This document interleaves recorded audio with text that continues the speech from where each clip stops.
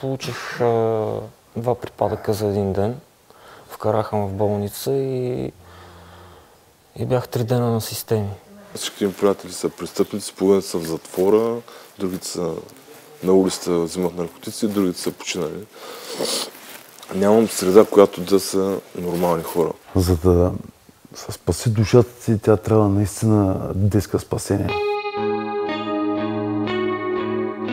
Около 34 000 българи употребяват хероин, 47 000 посягат към амфетамини и кокаин, 100 000 наши сънародници са напълно или частично пристрастени към така наречените меки дроги, а всяка година в България от свръхдоза умират най-малко 100 души.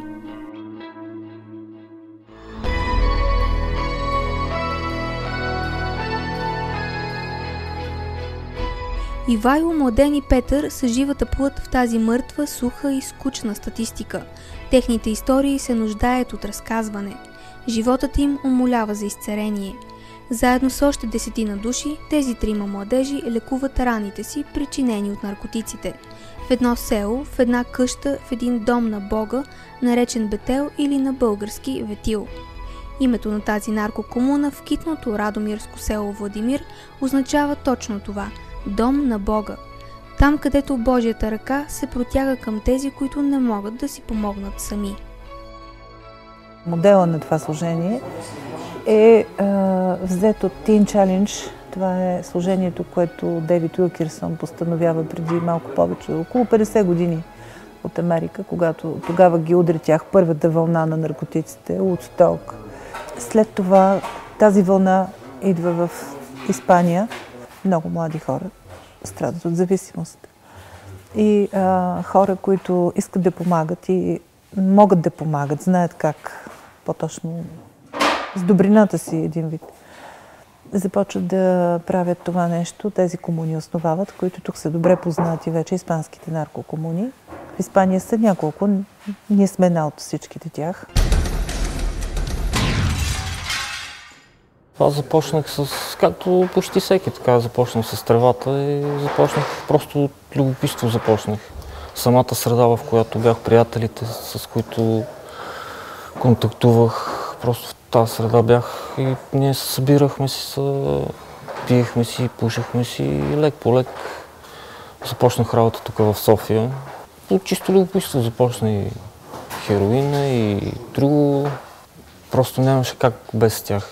И наркотиците ги започнах по време на комунизма, още режима като беше. Говорим за 87 година. Тогава нямаше, както сега, хероин и такива неща, имаше хапчета и медицински, като морфин. И вече като падна режима, като дойде демокрацията 89-та, дойде време за казармата. Аз влязах в казармата, но там вече аз бях пристрастен към всичко, което можеше да се взима тогава. Към 14-15 годишен бях, когато марихуана почнахме да пушим предимно. Комбинирам с неразлични хапчета, дизепани, партизани от този вид. И след това ми предложиха и хероин след 2-3 години. Първо го смъркахме, около 2 години смъркахме, след това почнахме да си го инжектираме и така около 10 години. Вече близо 8 години Домът на Бога Бетел предлага физически и духовен подслон на момчета и мъже, попаднали в омагьосания кръг на наркоманията. Възрастта на хората няма значение. Всеки е добре дошъл, ако желанието да остави наркотиците надделява над страха да не се провали отново. Грижата за младежите в Бетел е денонощна, 24 часа, 7 дни в седмицата, а в основата на лечението стои рехабилитацията на душата и духа. Ние наред с труда, с свободното време, с всичките ежедневни грижи, основното е работата върху духовното изграждане на човека. Защото много от тях идват тук с неранени чувства, идват от разбити нефункционални семейства или въобще нямат семейства. Основно родителите трябва да имат сериозно отношение към възпитанието на своя син или дъщеря, нали, да има сериозно отношение към училището и малко по малко вече да се ориентира към сериозна работа и нали, съпруга и така нататък, защото тези нещата са подредени.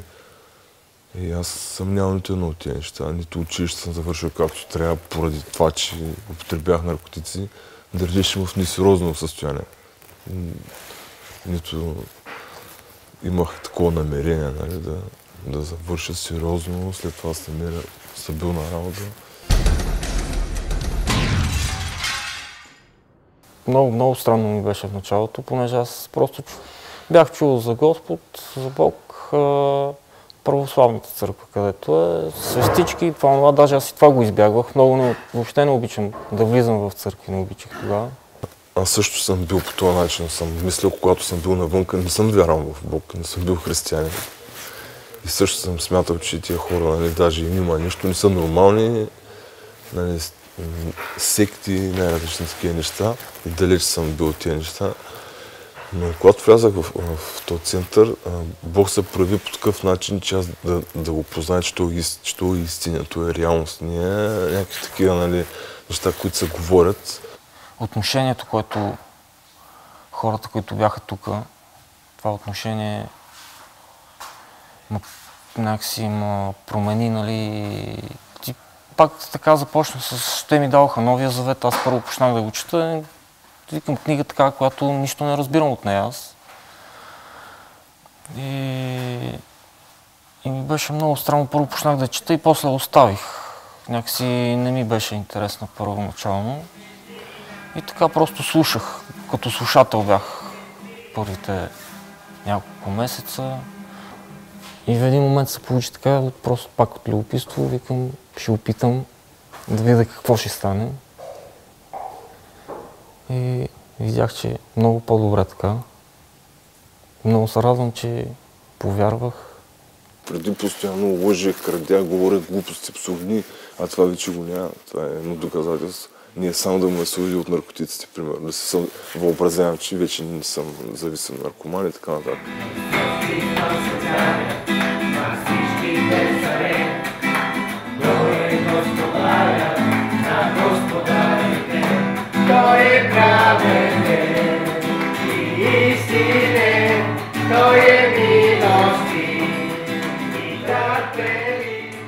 Целта ни е, когато влязат тези хора при нас, да им покажем с личен опит и с опит на хора, които вече са се изградили, които са минали през програмата и са били в този огън, така да се каже, да покажат с опита си. Ето, аз можах да се справя, значи и ти можеш. Той трябва да повярва на силните страни, които има, и полека-лека да се справи с слабите си страни. Затова сме да помагаме, затова го обграждаме в една подкрепеща среда, която много напомни на семейната, защото тук всеки има отговорности, всеки се чувства като част от едно цяло. И всеки съответно поема своето задължение, своята отговорност и знае, че има права и знае, че както той подкрепя другите, него го подкрепят още 20-30 човека. Отговорности, такива каквито за напречените, за навънка, нали, да се справяме. Примерно гледаме животни, имаме хора отговарят за кухня, чистота. Извън къщата се занимаваме с основно магазини за мебели втора употреба. Дарения ходим, нали, чистиме тавани, градинарство, строителство.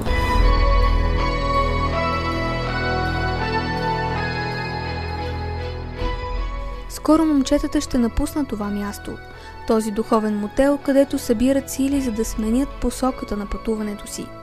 Единственото, което ще вземат със себе си, е малко вяра за изпът, няколко идеи за бъдещето и една огромна увереност, че свободата, която търсят, тепърва предстои. Когато ходим да вършим някаква работа, всичките знаят, нали, за какво става въпрос, откъде сме. И по този начин ние им свидетелстваме, им казваме, нали, как сме се оправили за това време сега. И те казват, добре ми за напред, нали, защото всеки, нали, така казва, нали, аз. И просто отговорът е един. Ако се оповаваш на Бог, няма как да тръгнеш по друг път.